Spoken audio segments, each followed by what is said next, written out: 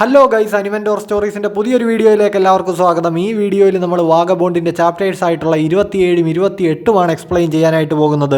Video ഇഷ്ടപ്പെട്ട് കഴിഞ്ഞാൽ like ചെയ്യാനും അതേപോലെ തന്നെ അനിമെ മാങ്കയൊക്കെ ഫോളോ ചെയ്യുന്ന നിങ്ങളുടെ മാക്സിമം ഫ്രണ്ട്സിന് ഒന്ന് ഷെയർ ചെയ്ത് കൊടുക്കാനും അതേപോലെ തന്നെ കമൻസ് താഴെ രേഖപ്പെടുത്താനും മറക്കരുത്. പിന്നെ നിങ്ങൾ നമ്മുടെ ചാനൽ ഇതുവരെ സബ്സ്ക്രൈബ് ചെയ്തിട്ടില്ലെങ്കിൽ ഇപ്പം തന്നെ മറക്കാതെ ഒന്ന് സബ്സ്ക്രൈബ് ചെയ്താൽ ബെല്ലൈക്കണും കൂടെ എനേബിൾ ചെയ്ത് വെച്ചേക്കണേ. അപ്പോൾ ഇനി നമുക്ക് ഒട്ടും സമയം കളയാതെ നേരെ ചാപ്റ്ററിലേക്ക് പോകാം. ഇപ്പോൾ സെയ്ജുറോ ആ സ്ലാഷ് ചെയ്തിട്ട് മുസാഷിയുടെ നെറ്റിന്ന് ചോര കുടുകൂടാന്ന് വീണോണ്ടിരിക്കുകയാണ്. ഡെൻഷിച്ചിറോയും ര്യോഹയും ടോജിയും പിന്നെ ബാക്കി ശിഷ്യന്മാരും ഒക്കെ ഇത് കണ്ടിങ്ങനെ അന്തം വിട്ട് നിൽക്കുക. മുസാഷി ആണെങ്കിൽ ആ മുറിഞ്ഞു പോയ വാളും കൈ പിടിച്ചുകൊണ്ട് സെയ്ജുറോയുടെ മുന്നിൽ ഇങ്ങനെ നിൽക്കുന്നു. എന്ത് ഫാസ്റ്റായിട്ട് അയാൾ വാള് വീശിയത്! ഒരു വലിയ പാമ്പിനെ പോലെ അനായാസമായിട്ടാണ് അയാളുടെ കൈകൾ ചലിച്ചത്. അപ്പോൾ ഇതാണ് യോഷിയോക്ക സെയ്ജുറോ. ഒരു മൃഗം അതിന്റെ ശത്രുവിനെ മുന്നിൽ കാണുമ്പോൾ ആദ്യം അതിനെ ഒന്ന് രൂക്ഷമായിട്ട് നോക്കി ദേഷ്യത്തിൽ മുരളുന്നത് എന്തുകൊണ്ടാണെന്ന് അറിയാമോ എന്ന് ഇപ്പൊ സെയ്ജുറോ ഇവനോട് ചോദിക്കുന്നു. ഇപ്പൊ മുസാഷി ആണെങ്കിൽ ഒന്നും മിണ്ടാതെ നിൽക്കുകയാണ്. ഇപ്പൊ സെയ്ജുറോ അതിനുള്ള ഉത്തരം പറയുന്നുണ്ട്. ആ മൃഗത്തിന്റെ മുരൾച്ച കേട്ട് അതിന്റെ ശത്രു ചിലപ്പോ മാറിപ്പോയേക്കാം. അങ്ങനെ ശത്രു പിൻവാങ്ങിയാൽ ആ മൃഗത്തിനൊരു ഫൈറ്റ് ഒഴിവാക്കാം. ആ മൃഗത്തിന്റെ ആദ്യത്തെ ഇൻസ്റ്റിങ്ക്റ്റ്, അതായത് ജന്മവാസന, എപ്പോഴും ഒരു ഫൈറ്റ് ഒഴിവാക്കുക എന്നുള്ളതായിരിക്കും എന്ന് സെയ്ജുറോ പറയുന്നുണ്ട്. ഇപ്പൊ എന്നെ പോലെ ഒരുത്തന്റെ മുന്നിൽ നിങ്ങളുടെ സ്കില്ല് കാണിച്ചു തന്നതിന് ഒരുപാട് നന്ദിയുണ്ടെന്ന് മുസാഷി സെയ്ജുറോയോട് പറയുന്നുണ്ട്. ഇപ്പൊ ടോജി ആണെങ്കിൽ മുസാഷിയോട് പറയുന്നുണ്ട്, നിന്റെ എടുത്തുചാട്ടത്തിന്റെ ഫലം എന്താണെന്ന് ഇപ്പൊ മനസ്സിലായില്ലേ? നീ മര്യാദയ്ക്ക് ഇവിടുന്ന് ഇറങ്ങി പോകാൻ നോക്ക്.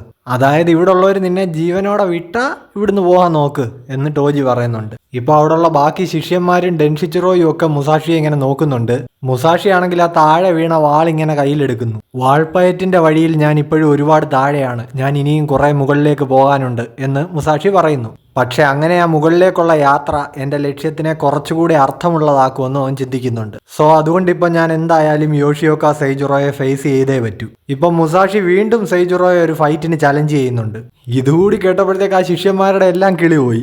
ഇവനെന്താ മണ്ടനാണോ? പൊട്ടൻ എന്ന് പറഞ്ഞാൽ ലോക പൊട്ടൻ. ഇപ്പൊ ടോജി ചിന്തിക്കുന്നുണ്ട്, ഇവനാൾ ഇൻട്രസ്റ്റിംഗ് ആണല്ലോ. നെറ്റി മുറിഞ്ഞ് ചോര കുടുകുട ഒഴുകുക.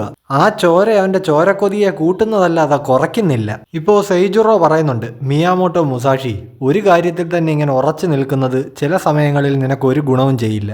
എന്റെ മുഴുവൻ ശക്തിയും എടുത്ത് ഞാൻ നിന്നോട് ഫൈറ്റ് ചെയ്യണം എന്നല്ലേ നീ മുൻപ് പറഞ്ഞത്? എന്നെ കൊണ്ട് അതിന് കഴിയില്ല. നിന്നോട് ഫൈറ്റ് ചെയ്യാൻ എനിക്ക് തീരെ ഇൻട്രസ്റ്റ് ഇല്ല. ഇപ്പൊ ഇത് കേട്ടിട്ട് മുസാഷി ആണെങ്കിൽ ഞെട്ടുന്നുണ്ട്. അതേപോലെ തന്നെ ബാക്കിയുള്ള ആൾക്കാർ ഇങ്ങനെ നോക്കി നിൽക്കുന്നുണ്ട്. ഇവൻ ഇതെന്ത് മണ്ടത്തരമൊക്കെ വിളിച്ചു പറയുന്നതെന്ന് ഡെൻഷിച്ചിറോ ചിന്തിക്കുന്നു. ഇപ്പൊ അവിടെ ഇതിന്റെ ഫൗണ്ടറായിട്ടുള്ള യോഷിയോക്ക കെംബോയുടെ പേരൊക്കെ എഴുതിയ ഒരു ബോർഡ് ഇരിപ്പുണ്ട്. പുള്ളിക്കാരൻ ഷോഗണേറ്റ് ഫാമിലിയുടെ മിലിറ്ററി ഇൻസ്ട്രക്ടർ ആയിരുന്നു എന്നൊക്കെ അതിനകത്തുണ്ട്. ഇപ്പോൾ സെയ്ജുറോ പറയുന്നുണ്ട്, ഈ യോഷിയോക്ക കെംബോയുടെ മൂത്ത മകൻ എന്നുള്ള നിലയ്ക്ക് ചെയ്യേണ്ട കടമകൾ ഞാൻ അംഗീകരിക്കുന്നുണ്ട്. പക്ഷേ എനിക്ക് എൻ്റെ പേഴ്സണാലിറ്റി ചേഞ്ച് ചെയ്യാൻ കഴിയില്ല. എനിക്ക് എൻ്റേതായിട്ടുള്ള ജന്മവാസനകളുണ്ട്, എനിക്കതെല്ലാം ഫോളോ ചെയ്തേ പറ്റൂ. അതുകൊണ്ട് ഞാൻ വീണ്ടും വേശ്യാലയത്തിലേക്ക് പോവാണ്. അപ്പോൾ ഗുഡ് ബൈ, ഞാൻ പോകുന്നു എന്ന് പറഞ്ഞുകൊണ്ട് സെയ്ജുറോ ഓടി പുറത്തേക്ക് പോവാണ്. ഇപ്പൊ അവിടെ നിൽക്കുന്നവരൊക്കെ ആണെങ്കിൽ ഇവൻ എന്താടാ വയ്യേ എന്നുള്ള രീതിയിൽ ഇങ്ങനെ നോക്കുന്നു. സെയ്ജുറോ അപ്പം നേരെ വേശ്യാലയത്തിലേക്ക് വെച്ച് പിടിച്ചിട്ടുണ്ട്. ഇപ്പൊ അയാള് പോയല്ലോ എന്ന് മുസാഷി ഇങ്ങനെ ചിന്തിക്കുന്നുണ്ട്. ഇപ്പൊ അവിടെ നിൽക്കുന്ന ജിയോൺ ടോജി ആണെങ്കിൽ പറയുന്നുണ്ട്, മുസാഷിയുമായിട്ടൊരു കൈ നോക്കായിരുന്നു, പക്ഷെ എന്താന്ന് വെച്ച് കഴിഞ്ഞാൽ ഇവിടെ എന്നേക്കാൾ സ്ട്രോങ്ങർ ആയിട്ടുള്ള ഒരാളെന്ന് പറയുന്നത് സെയ്ജുറോ ആണ്. അപ്പൊ സെയ്ജുറോ എങ്ങോട്ടെങ്കിലും പോകുമ്പോൾ ഞാനും ഒപ്പം പോകണമല്ലോ. സോ സെയ്ജുറോ കഴിഞ്ഞാൽ പിന്നെ അളിയനാണ് പവർഫുൾ എന്നാണ് ഈ പറഞ്ഞു വരുന്നത്. ഇപ്പൊ ഡെൻഷിച്ചിറോ ആണെങ്കിൽ പറയുന്നുണ്ട്, ഡാ ടോജി, ഇങ്ങനെ സ്വയം പൊക്കി ഡയലോഗ് അടിക്കാതെ ഒന്ന് താഴെ നിൽക്കടാന്ന്. ഇപ്പൊ ടോജി ആണെങ്കിൽ ഇതൊക്കെ പുച്ഛിച്ച് തള്ളിക്കൊണ്ട് നേരെ മുസാഷിയുടെ അടുത്തേക്ക് വരുന്നുണ്ട്. എന്നിട്ട് പറയുന്നു, നീ ആള് നല്ല ഇൻട്രസ്റ്റിംഗ് ആണ്. നീ ഈ യോഷിയോക്ക സ്കൂളിൽ നിന്ന് ജീവനോടെ പുറത്തിറങ്ങുകയാണെങ്കിൽ നമുക്ക് രണ്ടുപേർക്കും ഒരു കൈ നോക്കാം. ഇപ്പൊ മുസാഷി ആണെങ്കിലും ചിന്തിക്കുന്നുണ്ട്, ജിയോൺ ടോജി എന്തൊരു അഹങ്കാരമാണ് ഇവന്. ഓ, നീ പക്ഷേ ഈ യോഷിയോക്ക സ്കൂളിൽ നിന്ന് ജീവനോടെ പുറത്തിറങ്ങുമെന്ന് തോന്നുന്നില്ല എന്ന് പറഞ്ഞിട്ട് ടോജി പോകുന്നുണ്ട്. ഇപ്പം മദാജി ആണെങ്കിൽ പുറത്തിരുന്ന് ഇതെല്ലാം നിരീക്ഷിക്കുന്നുണ്ടല്ലോ. അവൻ പറയുന്നുണ്ട്, ഓ, കാര്യങ്ങൾ വിചാരിച്ചത്ര അലമ്പായില്ല. കാര്യം യോഷിയോക്ക സ്കൂളിലെ സ്ട്രോങ്ങസ്റ്റ് ആയിട്ടുള്ള 2 പേര് പോയല്ലോ. പക്ഷെ എന്നാലും ഇനിയും 2 പേര് ബാക്കിയുണ്ട്. സ്ട്രോങ്ങസ്റ്റ് ആയിട്ടുള്ള യോഷിയോക്ക ഡെൻഷിച്ചിറോയും പിന്നെ ഉവേഡ ര്യോഹയും പിന്നെ ബാക്കിയുള്ള ശിഷ്യന്മാരും. ഇപ്പൊ മത്തഹാജിക്ക് മുസാഷിയുടെ മുഖം മാത്രം ശരിക്കും അങ്ങോട്ട് കാണാൻ പറ്റുന്നില്ല. മാത്രമല്ല അവന്റെ മുഖം മുഴുവൻ ബ്ലഡും ആയിരിക്കുകയാണല്ലോ. ഇപ്പൊ ഈ അകത്ത് നിൽക്കുന്ന സാമുറായിക്ക് ഞാൻ എന്തെങ്കിലും സഹായം ചെയ്യുന്നെങ്കിൽ അതിപ്പോ ചെയ്യണമെന്ന് മത്തഹാജി ചിന്തിക്കുന്നുണ്ട്. ഓ, മത്തഹാജി പേടിയെല്ലാം മാറ്റിവെച്ച് കളത്തിലിറങ്ങുമോ ഗൈസ്? ഇപ്പം മുസാഷിക്കാണെങ്കിൽ സെയ്ജുറോയെ വിടാൻ ഉദ്ദേശമില്ല. അവൻ അകത്തുള്ളവരോട് ചോദിക്കുന്നുണ്ട് വേശ്യാലയത്തിലേക്കുള്ള വഴി ഏതാണെന്ന്. ഇപ്പൊ ഇവിടെ നിൽക്കുന്ന ശിഷ്യന്മാർ ഇത് കേട്ടിട്ട് ഇവനോട് ചോദിക്കുന്നുണ്ട്, എടാ നീ അവർക്ക് പുറകെ പോകാൻ പോവാണോ? ചോരയെ കുളിച്ചാ നിന്റെ ഈ നിപ്പ്, അത് നീ കാണുന്നില്ലേ? നീ ഓൾറെഡി തോറ്റു, അത് നീ മനസ്സിലാക്ക്. നീ എന്താ മണ്ടനാണോ? ഇപ്പം മുസാഷി പറയുന്നുണ്ട്, ഞാൻ ഇതുവരെ സെയ്ജുറോയ്ക്ക് എൻ്റെ സ്കില്ല് കാണിച്ചു കൊടുത്തില്ല, എനിക്ക് പുള്ളിയുമായിട്ട് ഫൈറ്റ് ചെയ്യണം. ഈ ക്യോട്ടോയിലെ ഏറ്റവും സ്ട്രോങ്ങസ്റ്റ് ആയിട്ടുള്ള സോർട്സ്മാനാണ് യോഷിയോക്ക സെയ്ജുറോ. സോ എനിക്ക് പുള്ളിയുമായിട്ടാണ് ഫൈറ്റ് ചെയ്യേണ്ടത്. ഇവിടെയുള്ള മറ്റാരുമായിട്ട് ഫൈറ്റ് ചെയ്യാനും എൻ്റെ മുൻപിൽ യാതൊരു കാരണവുമില്ല. ഇപ്പൊ കഴിഞ്ഞ ചാപ്റ്ററിൽ മുസാഷിയുമായിട്ട് ഫൈറ്റ് ചെയ്യാൻ വന്ന് അടികൊണ്ട് വീണ തക്കാഷ്ന എന്ന് പറഞ്ഞ ആ ഒരു ശിഷ്യൻ മരിച്ചു എന്നും പറഞ്ഞ് ഇപ്പോൾ ഒരാൾ വന്ന് പറയുന്നുണ്ട്. മുസാഷിയുമായിട്ട് മുൻപ് ഫൈറ്റ് ചെയ്ത 5 ശിഷ്യന്മാരും മരിച്ചു. ഇപ്പോൾ ഡെൻഷിച്ചിറോ മുസാഷിയോട് പറയുന്നുണ്ട്, കണ്ടില്ലേ, നിനക്ക് ഞങ്ങളോട് ഫൈറ്റ് ചെയ്യേണ്ടെങ്കിലും ഞങ്ങൾക്ക് എന്തായാലും നിന്നോട് ഫൈറ്റ് ചെയ്തേ പറ്റൂ. അങ്ങനെ ഫൈറ്റ് ചെയ്ത് നിന്നെ കൊന്നു തള്ളാൻ ഞങ്ങൾക്ക് മുന്നിൽ ഇപ്പോൾ 5 വലിയ കാരണങ്ങളുണ്ടടാ. ഇപ്പോൾ ഡെൻഷിച്ചിറോ ആണെങ്കിൽ ഇങ്ങനെ പൊട്ടിക്കരയുകയാണ്. ഇപ്പോൾ അവിടെ ഉള്ളവരൊക്കെ ഇത് കണ്ടിങ്ങനെ ഞെട്ടുന്നുണ്ട്. അപ്പോൾ തക്കാഷ്ണ മരിച്ചല്ലേ, വേറെ ആരൊക്കെയാ മരിച്ചത് എന്ന് പുള്ളി ചോദിക്കുന്നു. അത് പിന്നെ ചിഹാരയും നിമുരയും ഹസൂസാവയും പിന്നെ കാജിയും.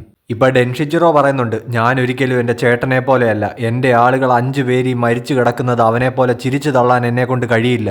നിന്നെ ഒരു തവണയല്ല 5 തവണ വീണ്ടും വീണ്ടും കൊല്ലാതെ എനിക്ക് ഒരു തൃപ്തി വരില്ലടാ എന്ന് ഡെൻഷിച്ചിറോ ഇപ്പൊ മുസാഷിയോട് പറയുന്നുണ്ട്. ഇപ്പൊ ഉവേടയാണെങ്കിൽ ഡെൻഷിച്ചിറോ എന്ന് വീണ്ടും വിളിക്കുന്നുണ്ട്. ഉടനെ ഡെൻഷിച്ചിറോ പറയുന്നു, ഉവേടാ നീ എന്നെ തടയാനായിട്ട് നോക്കണ്ട.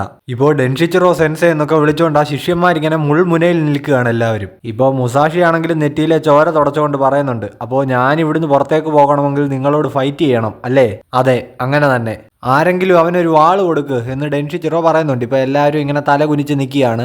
ഇപ്പോൾ പുറത്തിരിക്കുന്ന മത്തഹാച്ചി ആണെങ്കിൽ ചിന്തിക്കുന്നുണ്ട്, ഇവൻ വലിയൊരു കുഴപ്പത്തിലാണല്ലോ ചെന്ന് പെട്ടിരിക്കുന്നത്. ഇപ്പോൾ മുസാഷി ആണെങ്കിൽ ആ സെയ്ജുറോ കട്ട് ചെയ്തിട്ട ഉഡൻ സോഡിന്റെ 2 ഭാഗങ്ങളും പിടിച്ചോണ്ട് ഇങ്ങനെ നിൽക്കുകയാണ്. ഇപ്പോൾ മത്തഹാച്ചി ഇങ്ങനെ ചിന്തിക്കുന്നുണ്ട്, ഈ വന്ന് നിൽക്കുന്ന സാമുറായിക്ക് നല്ല ശക്തി ഉണ്ടായിരിക്കും എന്ന് വെച്ച് ഡെൻഷിച്ചിറോയൊക്കെ ചലഞ്ച് ചെയ്യാന്ന് പറഞ്ഞാൽ ഇവന്റെ തലയ്ക്ക് എന്താ ഓളമാണോ? ആ ഡെൻഷിച്ചിറോയുടെ കൈകൊണ്ട് ഇവൻ തീരുന്നതിന് മുമ്പേ ഞാൻ എന്തെങ്കിലും ചെയ്തേ പറ്റൂ, ഇപ്പോൾ തന്നെ എന്തെങ്കിലും ചെയ്തേ പറ്റൂ. പക്ഷേ ഞാനിപ്പോൾ എന്താ ചെയ്യുക? ഇപ്പോൾ കയറി ഫൈറ്റ് ചെയ്യാനാണെങ്കിലും മത്തഹാജിക്ക് പേടിയാണല്ലോ, അവൻ്റെ കൈയൊക്കെ ഇങ്ങനെ വിറയ്ക്കുന്നുണ്ട്. ഇപ്പോൾ ഡെൻഷിച്ചിറോ അകത്ത് വീണ്ടും പറയുന്നുണ്ട്, ആരെങ്കിലും ഇവനൊരു വാള് കൊടുക്ക്.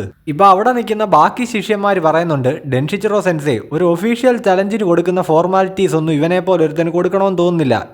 ഇവൻ ചാകണ്ടവനാണ്, അത്രേ ഉള്ളൂ.